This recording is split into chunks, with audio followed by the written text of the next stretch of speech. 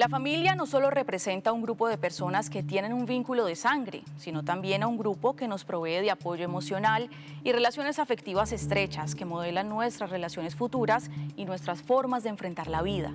Pero cuando esa familia está ausente o demasiado fracturada, algunos jóvenes buscan nuevas alternativas de grupos que les provean eso que su familia biológica no pudo. Entonces aparecen opciones como las pandillas. ¿Pueden estos grupos convertirse en una suerte de segunda familia para estos muchachos que encuentran ahí, que no encontraron en casa? ¿Cómo afrontar esta situación desde las familias? Hablemos de esto porque también puede ser un asunto de familia.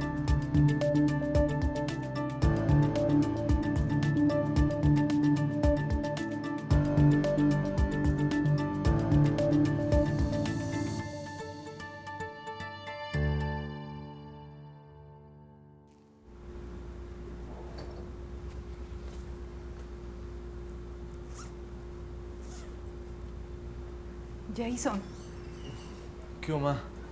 mijo, ¿usted qué hace aquí? Nada, vine a recoger unas cosas. ¿Pero dónde estaba? Lleva semanas sin venir, mi amor, ¿dónde estaba? Ocupado, ma, usted sabe. Pero es que lo estoy viendo muy flaco. Venga, yo le preparo algo de comer. No, ya me voy. No, ¿para dónde? Entonces, ¿usted por qué vino? Ma, la verdad vine a esta hora porque pensé que usted no iba a estar. Mijo, cuénteme, ¿usted qué le está pasando? Cuénteme. Nada, me tengo que ir lejos por un tiempo. ¿Usted pensaba irse sin despedirse? ¿Lejos a dónde? Lejos, ma, mientras menos sepa mejor. Mijo, ¿usted sigue andando con esas personas? Bueno, eso no importa. Lo importante ahora es que usted salga de esto. Sí, dígame qué necesita. Si necesita plata, pues la conseguimos, mi amor. Ma, perdóneme, sí, me tengo que ir. Lo que me pasa no se soluciona con plata. No, venga, no se vaya. Ma, por favor, me tengo que ir. Esto fue lo que elegí. No, mijo, algo tenemos que hacer, venga. Por favor, ma, déjeme ir.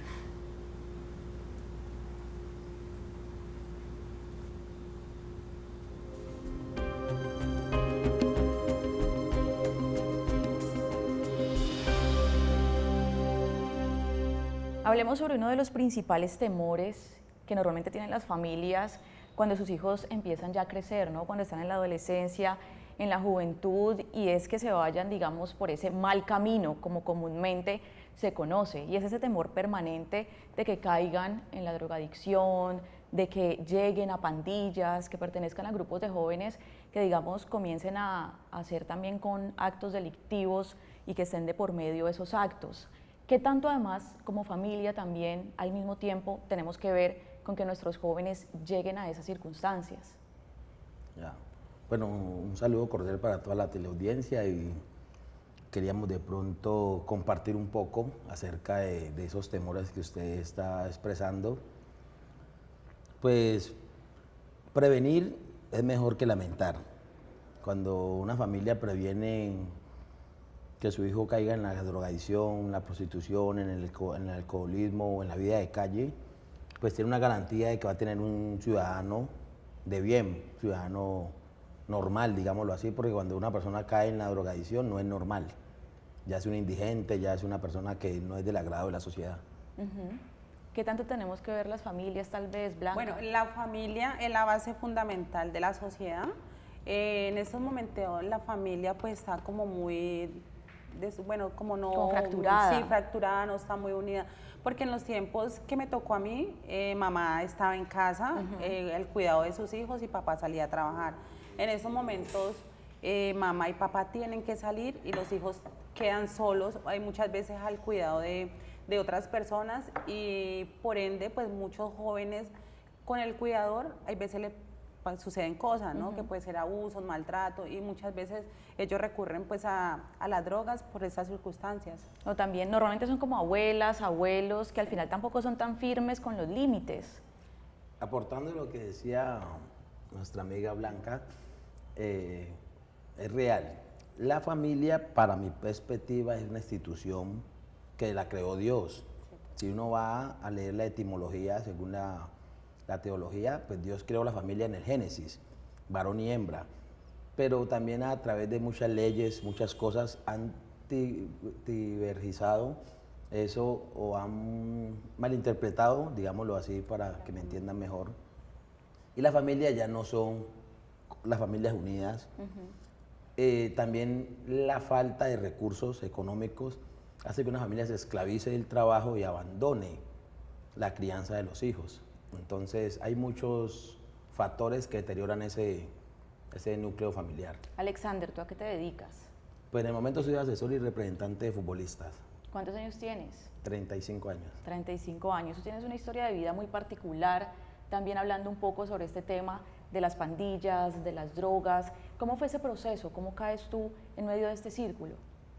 Pues gracias a Dios, hoy puedo estar aquí sentado por la misericordia que Él tiene con los seres humanos. Yo tenía 12 años, mi padre falleció cuando tenía 12 años, pues vivíamos en un barrio de Cali bastante peligroso, digámoslo así. Nací en la olla de Cali, en el Calvario, en el centro. Allá nací, allá me crié hasta cierta edad, como 6, 7 años, fuimos a vivir a Agua Blanca. Y mi padre muere, pues no hay otra opción, éramos de escasos recursos. ¿Cuántos hermanos? ¿Cómo estaba conformada tu familia? Somos 7 hermanos. 7, bastantes. Bastantes, y todos pequeños. Claro. Entonces mi mamá era muy difícil para sostenerlos. En ese momento, digamos lo histórico, caigo a la calle. Pero no quise caer a la calle porque realmente yo buscaba eso, no. Yo trabajaba en los semáforos, vendía dulces. Unos muchachos de una pandilla me metieron una atracada tremenda y abusaron de mí porque me metieron con un bate en la cabeza un golpe. Entonces me llené de odio, dije no, voy a defenderme. Y me alié con la pandilla contraria a ellos. O sea, todo comienza como con una especie de venganza. Claro, y ahí caigo en esa ruta, de más o menos 10, 12 años. 12 años. A los 16 años estaba pagando cárcel, en la cárcel de menores, por porte, hurto, concierto, un poco de delitos. Pues como un menor no lo juzgan como debe ser, un menor paga muy poco, pagué varios meses, pero salí rápido porque pues la justicia de infancia y adolescencia no es tan, en ese momento pues no era tan Tan dura. tan áspera, fuerte. sí. Pero uno le hace daño a mucha gente en la Claro. calle. ¿Cómo era, antes de fallecer tu padre, por ejemplo, la relación familiar con tus padres? Pues todo iba bien porque yo hasta estudiaba. No, mi padre falleció, tenía 12 años, estaba ya pasando al bachillerato. Iba muy adelantadito porque pues, mi padre trabajaba para sostenernos y era muy fácil, mi mamá se dedicaba a nosotros. Mi papá trabajaba en ventas ambulantes y le iba bien. Pero cuando él fallece, obvio se daña la estructura porque se daba la cabeza. Claro. Entonces, O sea, fue un golpe fuerte para la familia. Claro, un golpe muy fuerte. Y el cuerpo, hablo de la familia, ¿no? El cuerpo familiar se desintegró. Y obvio en la calle, pero uno le ofrecen drogas, le ofrecen armas, trabajo ilícitos. Es decir, en ese momento tu mamá se separa de ustedes, por decirlo así. Yo me para separo de ella buscar- más fácil, Ok. porque yo vi que ella no podía sostener un hogar. Entonces íbamos al colegio, nosotros trabajamos en unos colegios que pagábamos la matrícula y pagábamos Mensualidad. la pensión, pero ya debíamos mucho. No, debes 5 meses, no puedes estudiar. No puedes entrar. Entonces, haciendo fuerza no podía, entonces dije, no, tengo que dedicarme a trabajar. Y para ayudar, y trabajando me violentan. Entonces yo dije, no, tengo que defenderse porque si no me defiendo, obviamente no tenía conciencia, era un niño, tenía 13 años. ¿Qué te decía tu mamá en ese momento, por ejemplo? Pues mi mamá me decía que no, que perdonara, pero yo era niño, yo dije, no, prefiero irme de la casa que vivir aquí y me fui. Y en la calle, cuando una persona se va de la casa y cae en manos de pandillas, en la calle le dan unos peajes por un tiempo, le dan herramientas, le enseñan cómo hacer plata fácil, cómo vender droga, cómo esconderse de la ley. Y como uno es menor, pues obvio lo usan. No, venga, menor, haga esto, menor, haga lo otro. Menor, guárdeme ese fierro, o sea, un arma. Menor, guárdeme esta bomba, que es la producción de droga. ¿Te sentiste acogido en ese momento por esa pandilla? Claro, acogido, pero después con el tiempo uno nota que esas consecuencias van a tener muchos Sí, que no era problemas. tan de gratis, por Sí, decirlo así, que ¿no? no era fácil, porque ya los enemigos de esas personas se convierten en tus enemigos. Tenés que ahora sí empezar a emplear las armas para defenderte, porque en las pandillas el que reina 3 años es mucho, es mucho. En las pandillas la gente no se perpetúa en el poder porque es una guerra Es una guerra, como es una guerra urbana, el más alto índice de muertes en los jóvenes es por causa de las pandillas y las fronteras invisibles a causa del microtráfico. Vamos a una pausa para comerciales y ya seguimos conversando.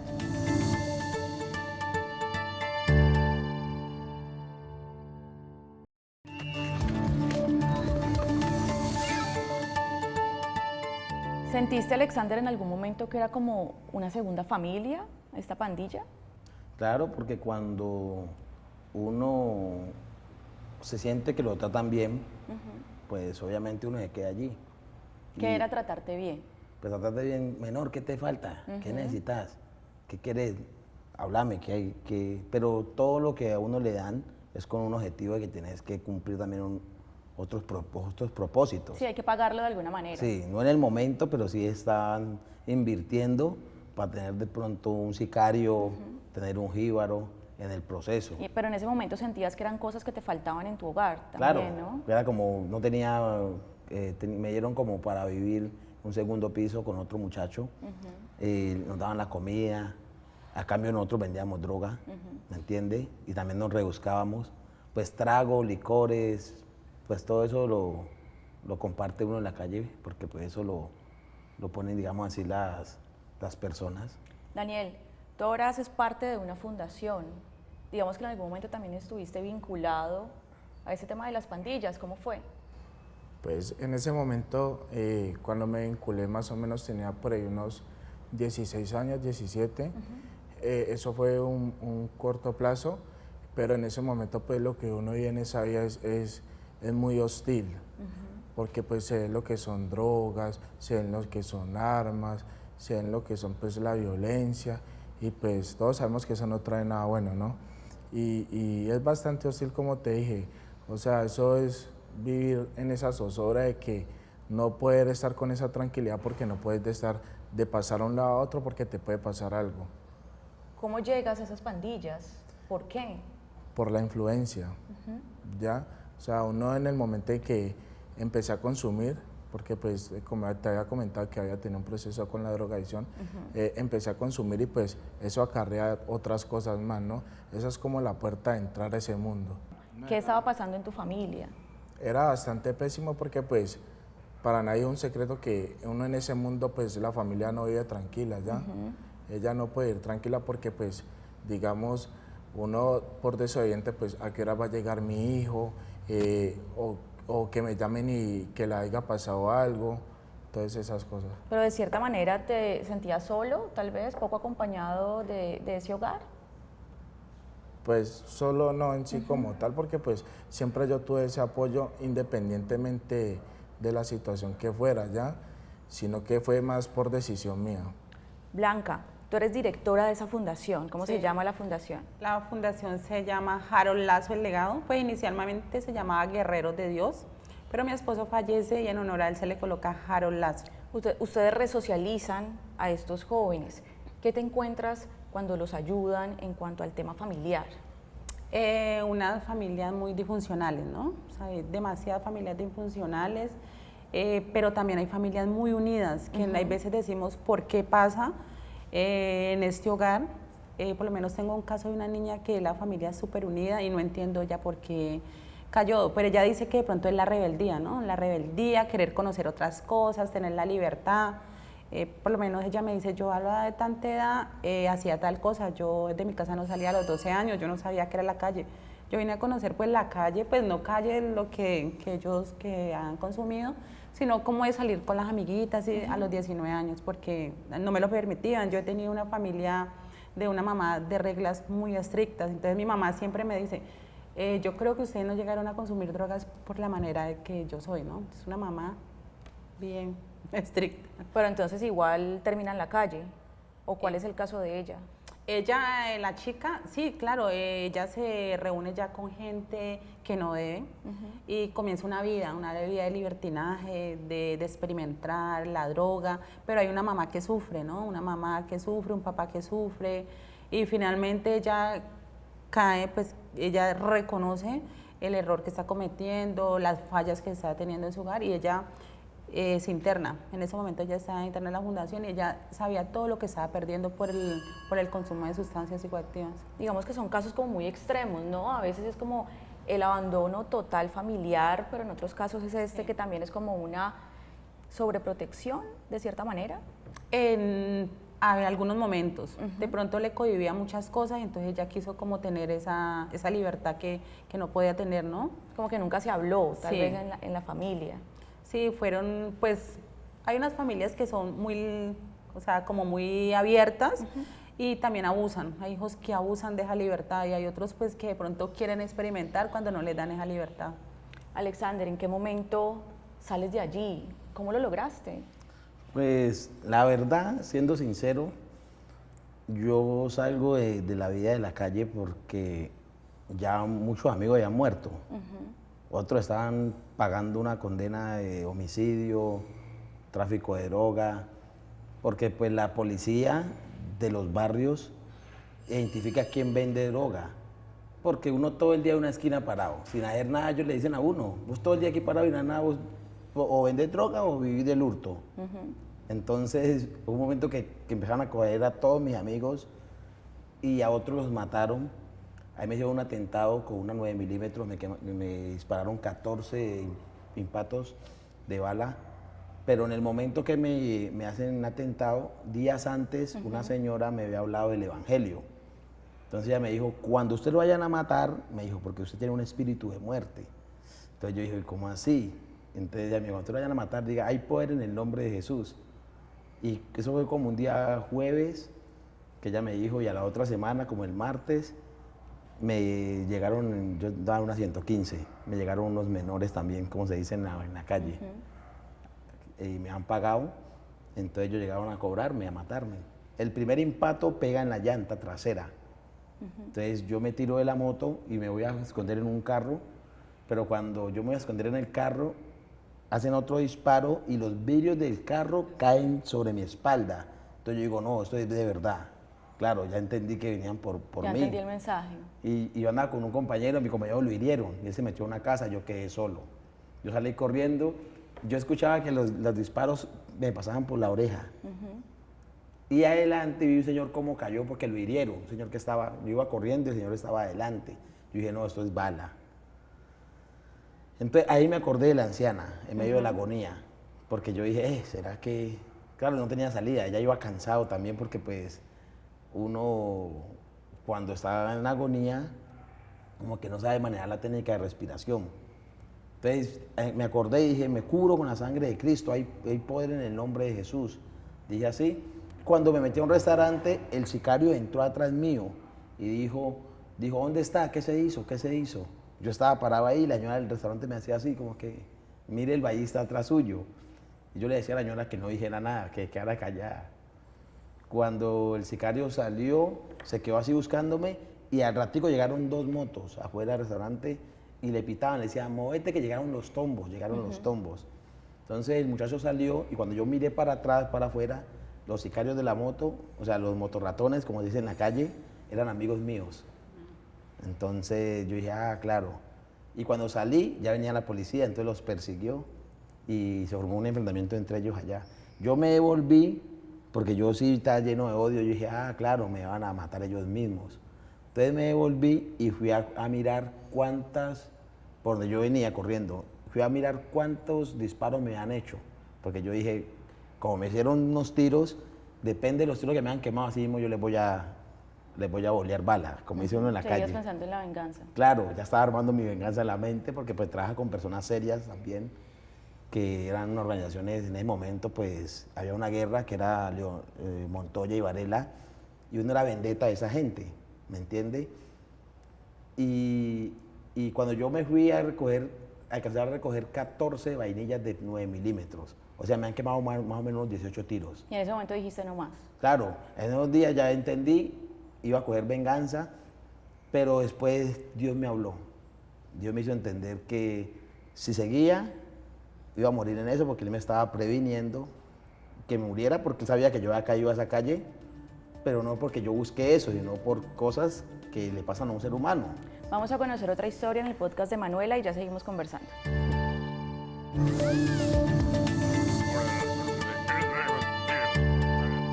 Todos tenemos una historia que contar y un pasado. Y hoy les tengo un invitado muy especial con quien vamos a compartir un poco de su historia de vida y cómo desde las dificultades y las amenazas y los retos que se pueden presentar podemos sacar un buen provecho del tema. Quiero darte la bienvenida y agradecerte por estar aquí, Juan David. Mi nombre es Juan David, yo soy representante de la Comuna 20 y pues bueno, con una historia muy bonita que creo que cada vez toma más fuerza y cada vez llega a más personas y a más familias colombianas. Juan David, contanos un poco cómo fue tu infancia. Bueno, digamos que mi infancia siempre estuvo muy marcada por el tema económico. Yo vengo de una familia demasiado humilde, donde pues iniciando mi padre no es mi papá biológico, fue mi papá de crianza y esa persona decidió criar a 9 hijos, 3 no eran de él. Entonces vengo de ver cómo mi padre trabajando como chofer de bus sacaba 9 hijos adelante. Cuando tenía como 8 años de edad, mi papá sufrió un accidente y debido a ese accidente mi papá dura casi 6 años entre silla de ruedas, muletas y bastón. Mi papá no iba a volver a caminar. Entonces digamos que por ese acontecimiento a mí me tocó irme a vivir con mi abuela. La vida con mi abuela era mucho más humilde. Tenía como 9 años de edad y el hijo de ella cae por primera vez a una cárcel, entonces siempre también tuvo esos espejos. ¿Cómo fue ese inicio en las pandillas? Comencé con un señor que me decía que le llevara bolsitas de un barrio a otro y pues yo no sabía qué contenían esas bolsitas. Entonces cuando ya me di cuenta, pues comencé a entender que en ese entonces todavía existía lo que se conocía aquí en Cali, Alianza, Contra y... Ah, sí, sí. Entonces comencé a ser partícipe de una banda en Siloé que le decíamos, se llamaba Alianza. Comencé ya a hacer un pelado que hacía mucho daño. Viví la experiencia de saber qué se siente que a ti te llegue un panfleto a tu casa y te digan que te van a matar. Entonces, a los 16 años más o menos, yo voy a parar a una correccional de menores. Tenía todo en mi contra, me estaban condenando a 5 años. Caigo al Buen Pastor y creo que haber estado allá yo digo, siempre lo digo, fue lo mejor que me pudo haber pasado, porque si no, yo creo que no estuviera aquí sentado hoy. Dicen que entrar a una pandilla no es tan difícil como salir de ella. Ahí ¿Cómo está. hiciste para salirte? Resulta que en ese lapso de tiempo aparece una persona que me marca mi vida, que es una persona que considero como mi abuelo. A él le da cáncer y no hay nadie a quien lo cuide. Entonces mi tía y yo decidimos cuidarlo. Y él muere un 24 de diciembre de 2020. Pero cuando él muere, me deja la noticia de que escoja la carrera que yo quería cursar y que le echara ganas, que yo estaba hecho para grandes cosas en este mundo. Entonces me patrocinan el estudio. Resulta que en ese lapso de tiempo a mí me tocaba irme a estudiar a pie. Entonces emprendí, creé un producto único y lo creé porque no podía salir de mi casa, entonces me ponía a estudiar, me ponía a leer y a leer y a leer y finalmente construí una receta. Cuando entro al zoológico de Cali comenzó a regalarle galletas a todas las personas allá adentro y el director pues le causó curiosidad porque generaba tanta adicción en los animales. Me causó la curiosidad a mí, mandamos a hacer un bromatológico a Bogotá y resultó ser un producto único en Colombia. Y desde ahí pues comencé a subirme a los buses, comencé a vender en casa por casa, comencé a regalar, a hacer publicidad como creía. Actualmente estamos en pro de construir una fábrica, ya tengo mi propia fábrica. Agradecerte, Juan David, por contarnos abiertamente tu historia, felicitarte por el lugar donde estás ahora y ustedes y yo, por supuesto, nos vemos en una siguiente oportunidad aquí en Familia Sin Filtro.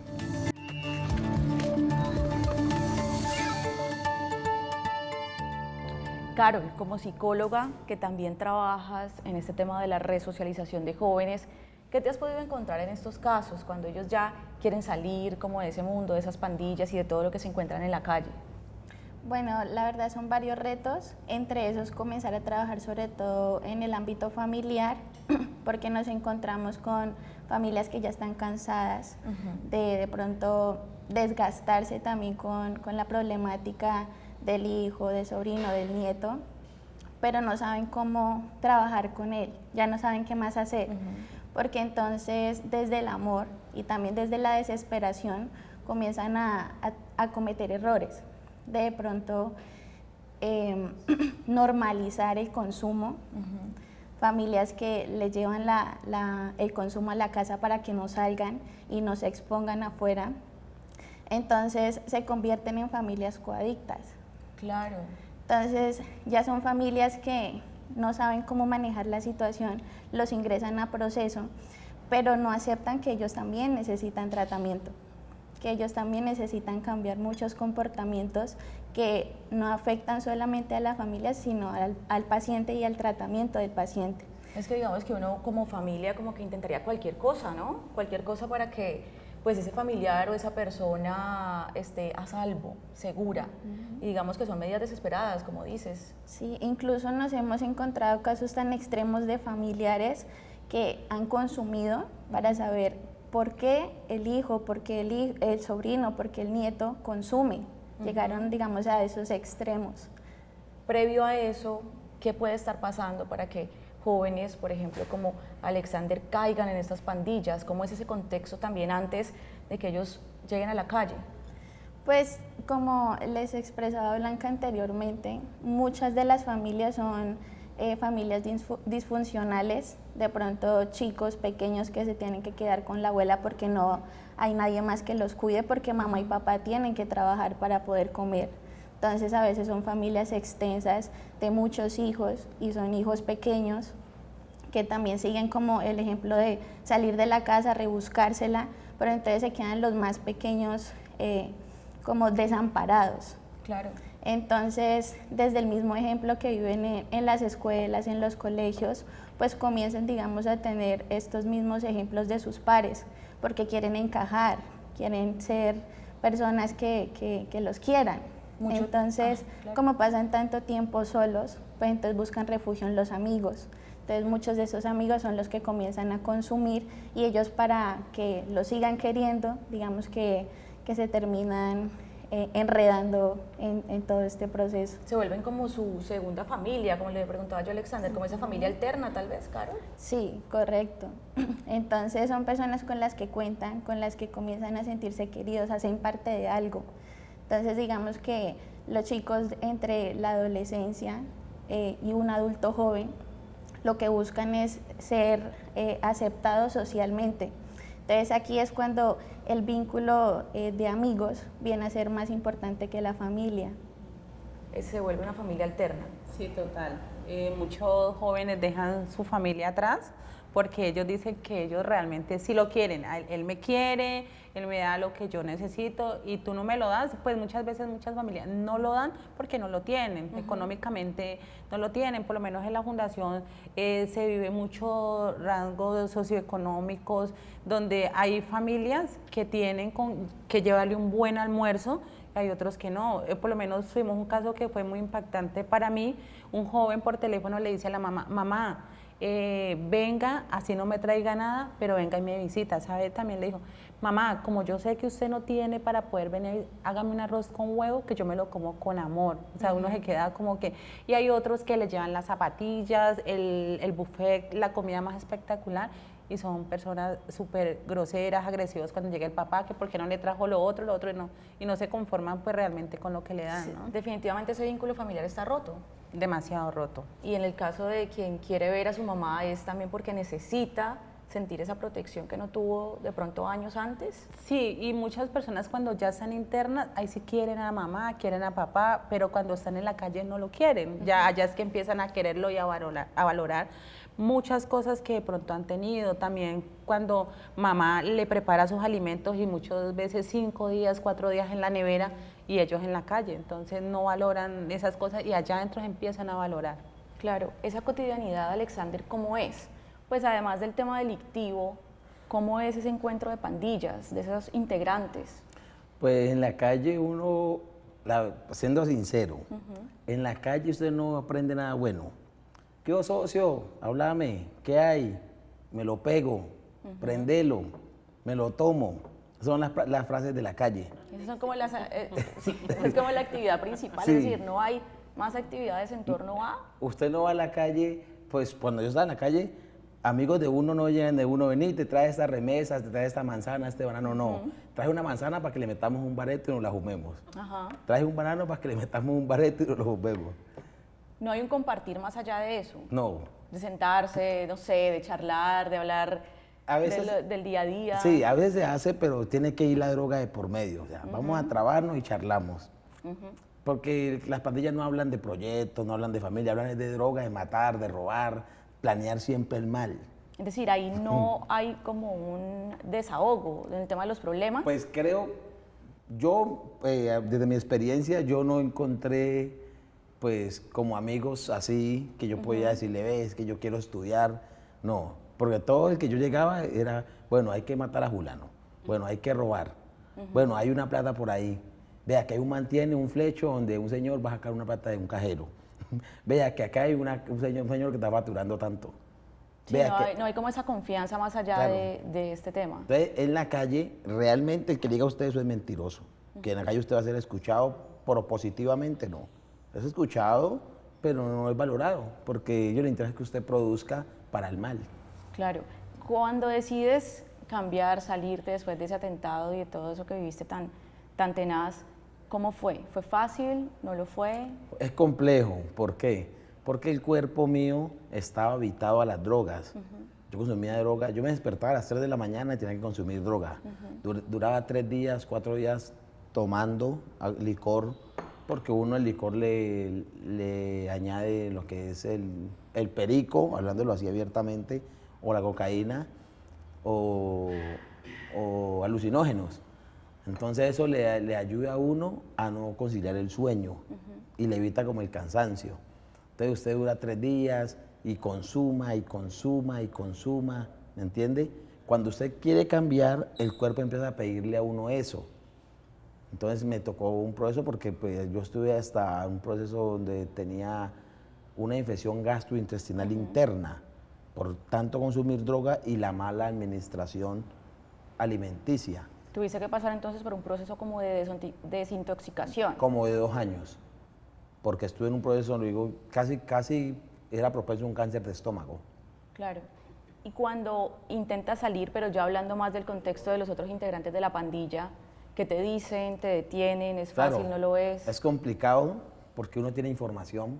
Entonces ellos dicen, si este se sale, entonces me tocó que huir. Tenés que huir, buscar otro lugar donde poder vivir y empezar como a cortar relaciones, contactos, no estar hablando con, ¿dónde estás? No, estoy por acá. ¿Por qué? No, que estoy caliente.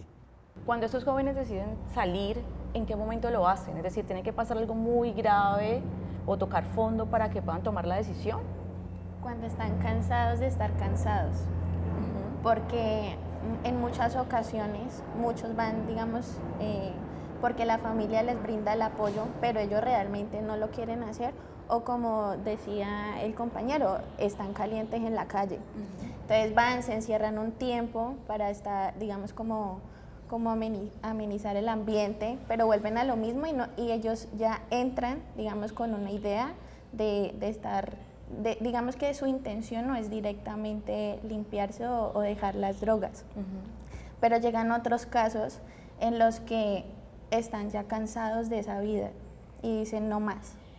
Y ahí es cuando realmente desde la voluntad comenzamos a hacer un buen tratamiento y es cuando hacen, digamos, pasan por todas las etapas, por la abstinencia, digamos que por todas las siguientes. Quiere decir, no es fácil. No es nada fácil, porque muchos tienen la voluntad y son los que le piden la ayuda a la familia, pero dentro del proceso se dan cuenta que es demasiado difícil y doloroso. Entonces se les hace muy complejo, digamos, sobrellevar todas las etapas. Sobre todo tal vez con el tema de las drogas, es como la parte más dura. Claro. Yo tengo como un aporte para las familias. Yo aprendí eso en la calle para evitar todos estos procesos difíciles. No probar es el secreto. No probar. Si usted no prueba, evita todo eso. Si lo prueba ya está, digamos, lo que en Pero el ¿cómo infierno. hace una familia para que un chico no lo pruebe? ¿Sí? Si tiene un entorno, por ejemplo, como el tuyo, que digamos tiene influencia alrededor, tiene amigos, en donde quiere estar aceptado, digamos que las familias, pues es muy difícil como que estar todo el tiempo ahí. Yo pienso que la familia lo que deben hacer es cambiar estrategias, mejorar la comunicación, ser asertivos en ella, tener una relación intrafamiliar sana, hablar siempre la verdad, mostrar las cartas en la mesa, porque a veces hay muchas madres que le ocultan a los padres que el hijo está cometiendo errores por proteger al hijo, pero hacen un daño, porque cuando el papá se da cuenta ya le cogió ventaja a la mamá, ya está enredado en muchas cosas. Porque hablábamos del papá, pero pues no siempre está, ¿no? Claro. ¿Qué es lo que pasa hoy en día? ¿Sí? Esas familias separadas, en donde papá no está todo el tiempo, entonces hay que hacer. Ahí es complejo porque muchas, sobre todo en los casos o los procesos de las niñas, hay un padre ausente. No siempre, digamos, es como que falta en casa, sino que no ha sido un padre amoroso, con el que cuente, con el que se sienta de pronto protegida. Entonces ahí se comienza a generar una herida. Más sin embargo, lo que se busca es volver personas autónomas, personas independientes que se hagan responsables de su vida, porque razones para caer, digamos, en el consumo o seguir en esa vida hay muchísimas. Y nosotros siempre decimos algo, que es que los mejores actores no están en Hollywood, sino en la fundación, porque ellos se vuelven muy manipuladores. También, me imagino Entonces, que es otro lado, otra cara. Manipuladores, Y ellos- mentirosos, ellos lloran, Sí, hacen te un miran a los teatro. ojos. Lloran mintiendo. Sí, claro, y por eso muchos procesos se dañan, porque por lo menos cuando el paciente, la mamá lo deja de ver un mes o 2 meses, entonces el estuche está bonito, o sea, el estuche, mamá, yo ya estoy bien, mamá, lléveme, mamá, yo ya cambié, mamá, le prometo, no le dura ni 1 hora en la casa. Entonces ellos mienten, ¿no? Y la mamá o el papá dice, no, yo ya me lo llevo porque mi hijo ya Claro, me pues, prometió, y uno le dice, Pues mamá, uno les creería en realidad. obvio, Yo le creería. mamá es mentira, y una señora hace poco nos pasó, ¿no? Ella se lo llevó en contra de su voluntad, porque la que le decía lléveselo era la tía y la mamá no era como con ese tema. No, ese duró como 15 días, ¿no? Casi le desbarata la casa, drogado, o sea, fue una cosa terrible para la mamá vivirlo, y ella me dijo, ustedes tenían la razón, yo le fuera hecho caso, pero... ¿Qué tan importante es el acompañamiento familiar, Carol, en estos procesos? Tanto antes de que los jóvenes caigan o lleguen a las pandillas, como después, cuando ya quieren salir. Digamos que del 100%, un 90% de importancia tiene el acompañamiento familiar cuando termina el proceso. Digamos que en el transcurso de la rehabilitación es importante que ellos comiencen a trabajar y también se permitan ser direccionados por el equipo clínico, porque como dice Blanca, en muchas ocasiones ellos desde el amor no tienen las herramientas ni para manejar el caso del paciente ni para manejar su vida, porque en muchas ocasiones vemos papás que llevan a sus hijos y los ves y físicamente están deteriorados, son mamás y papás que pasaban la noche en vela, entonces que su vida también se ha desmoronado, así como se estaba acabando la vida del hijo o del sobrino, incluso de la pareja.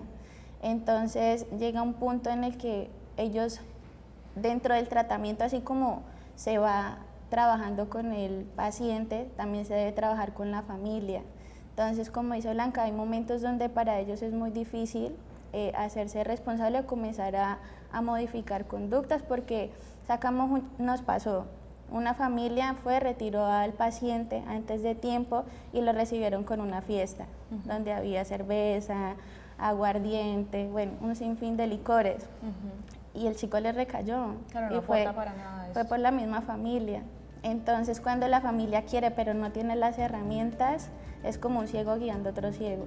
Vamos a ver otras opiniones en futuros asuntos y ya volvemos.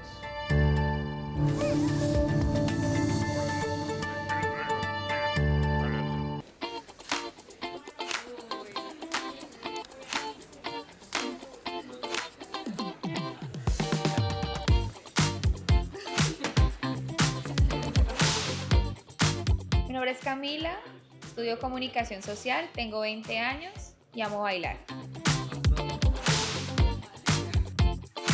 Mi nombre es Andrew López, soy estudiante de Derecho de tercer semestre y me gusta leer libros de filósofos. Mi nombre es Dana Sofía Camacho Galeano, tengo 18 años, soy de la carrera de comunicación social y me gustan las cámaras.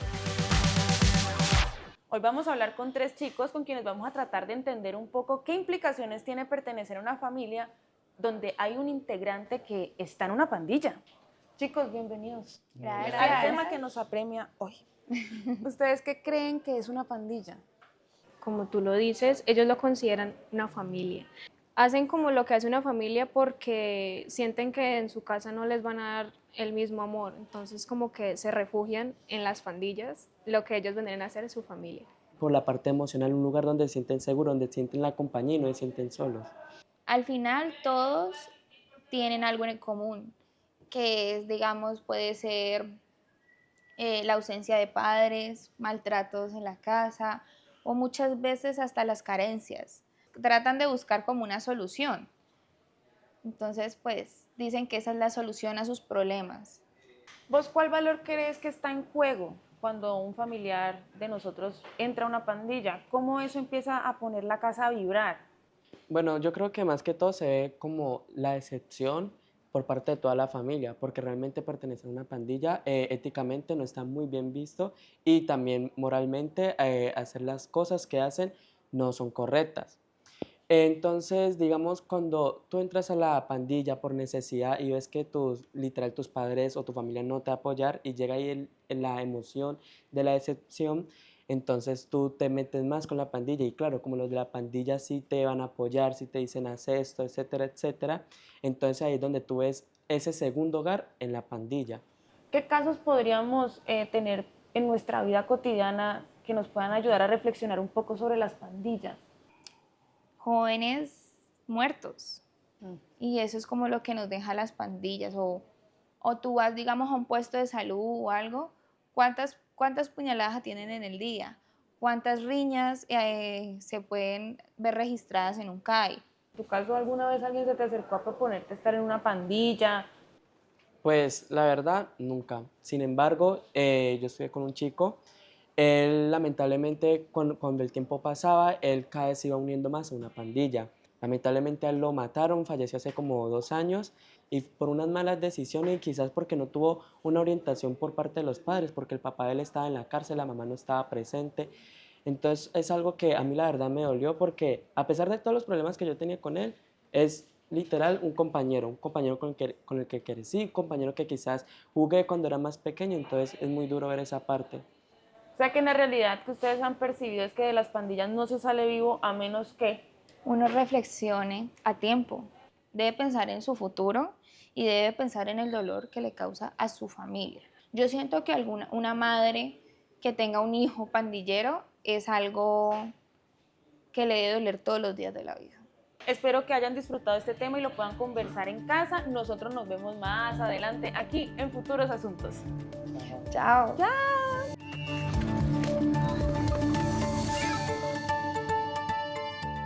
Alexander, ¿qué tan importante fue en el proceso tu mamá durante esa, pues cuando pertenecías a la pandilla, pero también cuando decides recuperarte?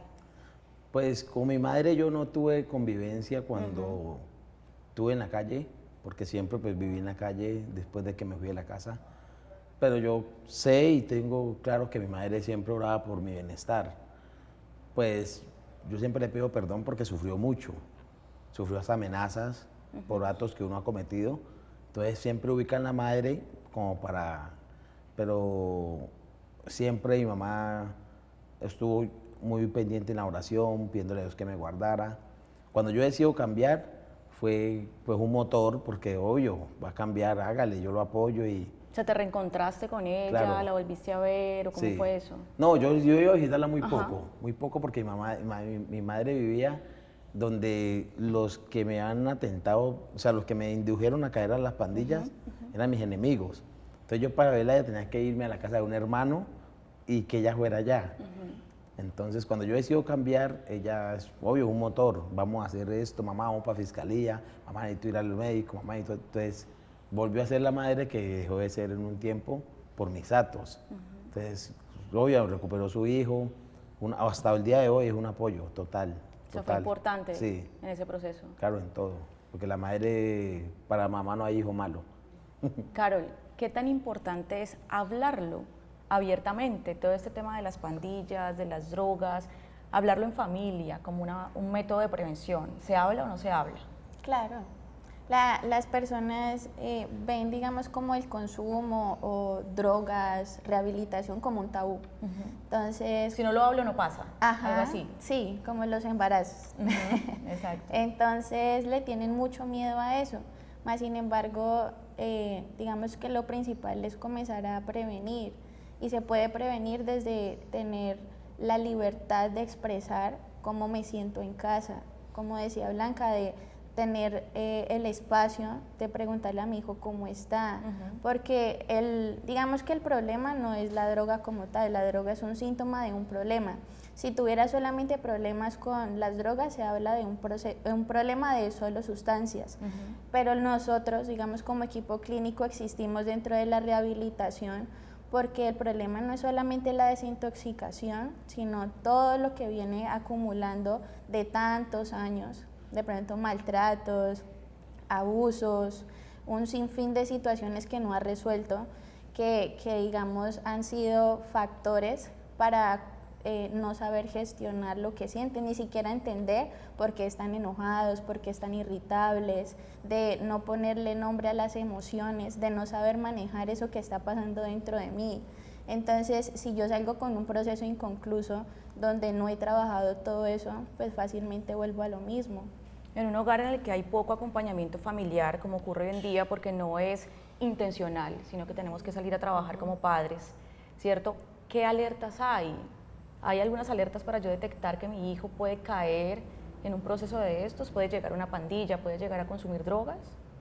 Sí, en muchas ocasiones sí digamos que se evidencia el cambio en el niño. Es un niño que de pronto, siempre se habla de los niños que no dan problemas, por los que no se tienen que preocupar, por los que de pronto no hay como este acompañamiento, pero entonces son en muchas ocasiones los que caen en el consumo, por de pronto dejarlos solos en un proceso donde sí necesitan un acompañamiento familiar, donde sí se necesita de papá y de mamá, o en su defecto de uno de los dos.